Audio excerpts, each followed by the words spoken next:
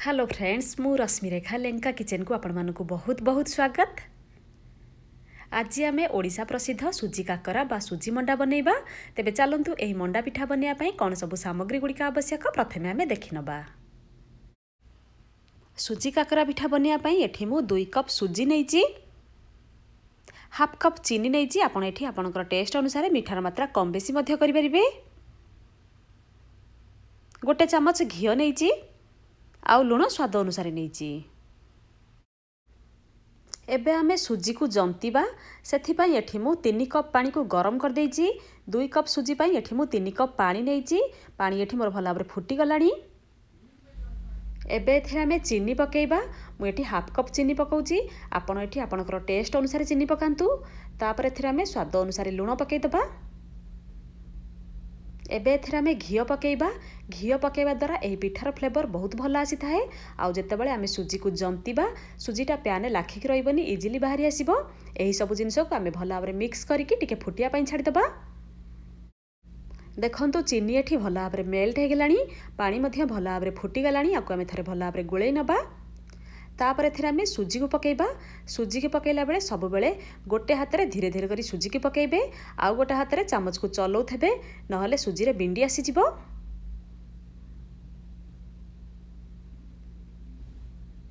तो एबे आकु आमे लो फ्लेम रे रखिकी एमती सुजी को भल भाबरे गोळेई गोळेई की जंती नबा, जेमिति सुजी भल भाबरे जंती हे की गोटे डो शेप को आसिया पर्यंत।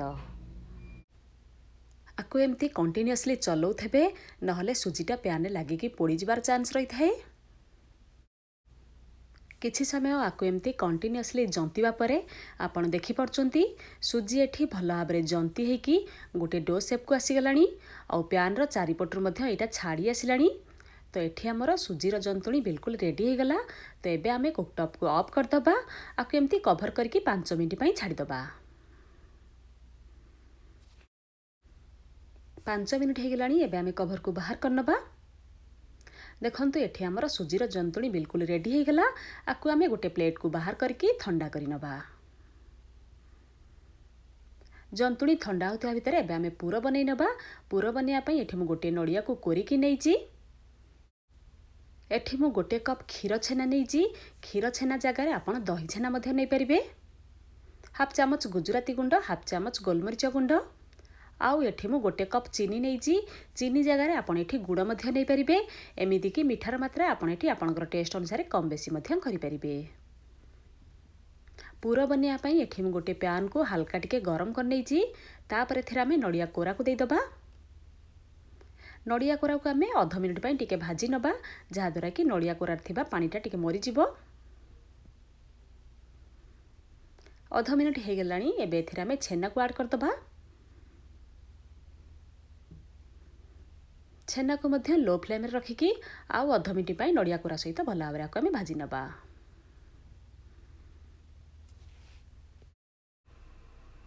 छेना आउ नडिया को आमे लो फ्लेम रे रखिकी गोटे मिनिट पई भाजी नेले। तापर एथिरे आमे चीनी ऐड करिबा।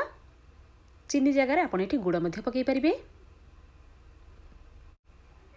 तो एबे आकु आमे लो फ्लेम रे रखिकी 4 रु 5 मिनिट पर्यंत भाजी नबा, बा चीनी मेल्ट हेकी पूरा भल भाबरे ड्राई होबा पर्यंत आकु आमे भाजी नबा।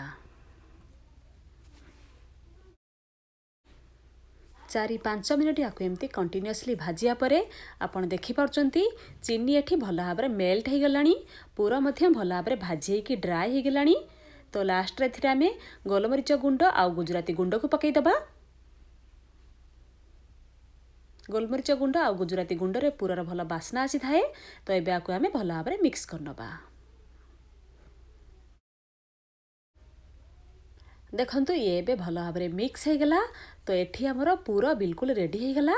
एबे आमे कुकटॉप को ऑफ कर दबा आउ पूरा को गोटे जगह को बाहर करके ठंडा कर नबा। देखंतु एठी हमर जंतुणी भल भाबरे ठंडा हे गलानी। तो एथिरे आमे आधा चामच घियो पकई दबा। घियो जगह रे आपण एठी तेल मध्ये पकई परिबे। घियो पकेइबा द्वारा एही पिठार टेस्ट बहुत भल आसी थाए। आपण चाहिले एठी पानी हाथ होइकी मध्ये चकटी परिबे। ताकु आमे भल भाबरे चकटी नबा। देखंतु आकु एमती पूरा भल भाबरे चकटी नेबे। आकु जेते भल भाबरे चकटिबे पिठा सेते सॉफ्ट बनिबो। ତାକୁ ଏହିପରି ଭାବରେ ପୁରା ଚିକଣ କରିକି ଚକଟି ନେବେ। ଦେଖନ୍ତୁ ଆକୁ ଆମେ ପୁରା ଭଲ ଭାବରେ ଚିକଣ କରିକି ଚକଟି ନେଲେ। ତ ଏଇଟା ଏବେ ରେଡ଼ି ହେଇଗଲା। ତ ଏବେ ଆମେ ଯିବା ନେକ୍ସଟ ପ୍ରୋସେସକୁ। ତ ଏବେ ଆମେ ପିଠା ଗଢ଼ିବା। ଏଠି ମୁଁ ଗୋଟେ ବାଉଲରେ କିଛି ପାଣି ରଖିଛି। ପ୍ରଥମେ ଆମେ ହାତରେ ଭଲ ଭାବରେ ପାଣିକୁ ଲଗେଇକି ଚିକଣ କରିନେବା। ତାପରେ କିଛି ଡୋ ନେବା। ଆକୁ ଆମେ ଭଲ ଭାବରେ ହାତରେ ରଖିକି ଗୋଲ କରିନେବା ଏହିପରି ଭାବରେ।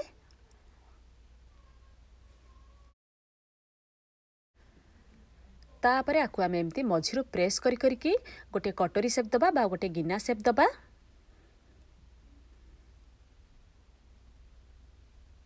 ତାପରେ ଆମେ ଗୋଟେ ଚାମଚ କିମ୍ବା 2 ଚାମଚ ଷ୍ଟଫିଂକୁ ନେଇକି ମଝିରେ ରଖିଦେବା। ତାପରେ ସ୍ପୁନ୍ ସାହାଯ୍ୟରେ ପୁରକୁ ଆମେ ଟିକେ ଏମିତି ପ୍ରେସ୍ କରିନେବା। ତ ଏବେ ଆମେ ପାଣି ହାତ ହେଇକି ଏହାର ସବୁ ସାଇଡ୍ସକୁ ଗୋଟେ ଜାଗାକୁ ଆଣିକି ବନ୍ଦ କରିନେବା।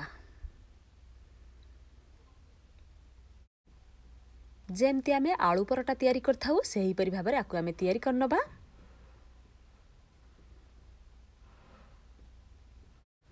ପିଠାର ମୁହଁକୁ ପୁରା ଭଲ ଭାବରେ ବନ୍ଦ କରିନେବେ, ନହେଲେ ପିଠାକୁ ଛାଣିଲା ବେଳେ ପିଠା ଗୁଡ଼ିକ ଫାଟିଯିବାର ଚାନ୍ସ ରହିଥାଏ।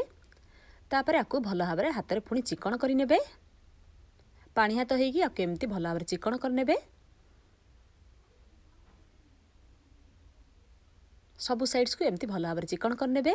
ଦେଖନ୍ତୁ ଏଠି ଆମର ଗୋଟେ ପିଠା ରେଡ଼ି ହେଇଗଲା। ଏହି ସେମ୍ ପ୍ରୋସେସରେ ଆମେ ବାକି ପିଠା ଗୁଡ଼ିକ ମଧ୍ୟ ବନେଇ ନେବା। ପିଠା ଗଢ଼ିଲା ବେଳେ ହାତରେ ପାଣି ଲଗାଇବେ, ଯାହାଦ୍ୱାରା କି ଜନ୍ତୁଣିଟା ହାତରେ ଲାଖିକି ରହିବନି। ପିଠାକୁ ଆପଣ ଏଠି ଆପଣଙ୍କର ପସନ୍ଦ ଅନୁସାରେ ଛୋଟ କିମ୍ବା ବଡ଼ ମଧ୍ୟ ବନେଇ ପାରିବେ। ଆଉ ପିଠା ଭିତରେ ପୁର ରଖିଲା ବେଳେ 1 ଚାମଚ କିମ୍ବା 2 ଚାମଚ ପୁର ରଖିବେ। ତାଠାରୁ ଅଧିକ ପୁର ରଖିବେ ନାହିଁ, ନହେଲେ ପିଠାକୁ ଛାଣିଲା ବେଳେ ପିଠା ଗୁଡ଼ିକ ଫାଟିଯିବାର ଚାନ୍ସ ରହିଥାଏ। ମୁଁ ଏହି ସୁଜି କାକରା ପିଠା ପାଇଁ ଛେନା ନଡ଼ିଆର ପୁର ତିଆରି କରିଛି। ଆପଣ ଚାହିଁଲେ ଖାଲି ନଡ଼ିଆ କିମ୍ବା ଖାଲି ଛେନାର ମଧ୍ୟ ପୁର ତିଆରି କରିପାରିବେ। ଏହି ପିଠାକୁ ଖାଇବା ପାଇଁ ବହୁତ ଟେଷ୍ଟି ଲାଗେ। ଦେଖନ୍ତୁ ଏଠି ଆମର ଆଉ ଗୋଟିଏ ପିଠା ମଧ୍ୟ ରେଡ଼ି ହେଇଗଲା। ସେହି ସେମ୍ ପ୍ରୋସେସରେ ବାକି ପିଠା ଗୁଡ଼ିକ ମଧ୍ୟ ଆମେ ବନେଇ ନେବା। ଦେଖନ୍ତୁ ଏଠି ଆମେ ସବୁ ପିଠା ଗୁଡ଼ିକୁ ଗଢ଼ିଦେଲେ। ତେବେ ଚାଲନ୍ତୁ ଏବେ ଆମେ ପିଠାକୁ ନେଇକି ଫ୍ରାଏ କରିବା। ପିଠାକୁ ଛାଣିବା ପାଇଁ ଏଠି ମୁଁ ଗୋଟିଏ କଡ଼େଇରେ ତେଲକୁ ଭଲ ଭାବରେ ଗରମ କରିଦେଇଛି। ତାପରେ ଏବେ ଆମେ ପିଠାକୁ ଫ୍ରାଏ କରିବା। ଆମେ କେୟାରଫୁଲି ଗୋଟେ ଗୋଟେ ପିଠାକୁ ନେଇକି ତେଲରେ ଛାଡ଼ିଦେବା। କଡ଼େଇରେ ଯେତିକି ଜାଗା ଧରିବ ସେତିକି ପିଠାକୁ ଆମେ ଆଗେ ଫ୍ରାଏ କରିଦେବା, ବାକି ପିଠାକୁ ଆମେ ପରେ ଫ୍ରାଏ କରିବା। ତ ଏବେ ଆକୁ ଆମେ ମିଡ଼ିୟମ୍ ଫ୍ଲେମ୍ରେ ରଖିକି କିଛି ଟାଇମ୍ ଫ୍ରାଏ ହେବା ପାଇଁ ଛାଡ଼ିଦେବା।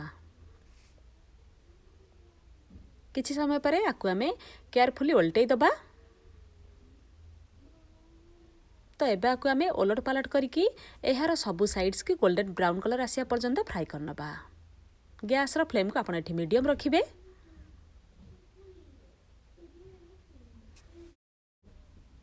କିଛି ସମୟ ଆକୁ ଏମିତି ଏପଟ ସେପଟ କରିକି ଫ୍ରାଏ କଲା ପରେ ଆପଣ ଦେଖିପାରୁଛନ୍ତି ପିଠା ଏଠି ଭଲ ଭାବରେ ଫ୍ରାଏ ହେଇକି ଏହାର ସବୁ ସାଇଡ୍ସ ଗୋଲ୍ଡେନ୍ ବ୍ରାଉନ୍ କଲର୍ ଆସିଗଲାଣି। ତ ଏଠି ଆମର ପିଠା ଭଲ ଭାବରେ ଫ୍ରାଏ ହେଇଗଲାଣି। ତ ଏବେ ଆକୁ ଆମେ ଗୋଟେ ଜାଗାକୁ ବାହାର କରିନେବା। ଦେଖନ୍ତୁ ଏଠି ଆମର ପିଠା କେତେ ସୁନ୍ଦର ଦେଖାଯାଉଛି, ଆଉ ଖାଇବାକୁ ମଧ୍ୟ ଆକୁ ବହୁତ ଟେଷ୍ଟି ଲାଗେ। ତ ଆକୁ ଆମେ ଏମିତି ଟିକେ ଝାଡ଼ି ନେବା, ଯାହାଦ୍ୱାରା କି ପିଠାରେ ଥିବା ଏକ୍ସଟ୍ରା ତେଲଟା କଡ଼େଇରେ ରହିଯିବ। ଆଉ ପିଠାକୁ ନେଇକି ଗୋଟେ ଟିସ୍ୟୁ ପେପର ଉପରେ ରଖିଦେବା, ଯାହାଦ୍ୱାରା କି ପିଠାରେ ଥିବା ଏକ୍ସଟ୍ରା ଅଏଲ୍କୁ ଟିସ୍ୟୁ ପେପର ଭଲ ଭାବରେ ଆବଜର୍ଭ କରିନେବ। ଦେଖନ୍ତୁ ଏଠି ଆମର ପିଠା ଗୁଡ଼ିକ ରେଡ଼ି ହେଇଗଲା। ଆଉ ଆମ ପିଠା ଏଠି କେତେ ସୁନ୍ଦର ଦେଖାଯାଉଛି। ସେହି ସେମ୍ ପ୍ରୋସେସରେ ଆମେ ବାକି ପିଠା ଗୁଡ଼ିକ ମଧ୍ୟ ତିଆରି କରିନେବା।